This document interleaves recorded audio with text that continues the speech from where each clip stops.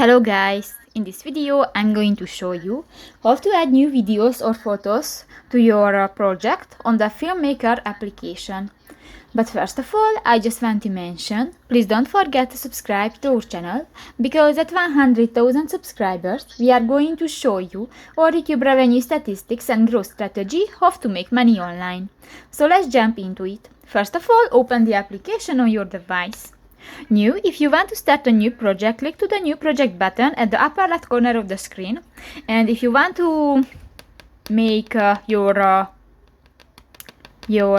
old project, you can find the project section, click that, and if you click to the plus icon at the lower left corner of the screen, click that and you can select videos or photos and just select one, for example a video, and click to the OK button at the upper right corner of the screen, and done. So that's pretty much it for this video guys. See you in the next one. Bye bye.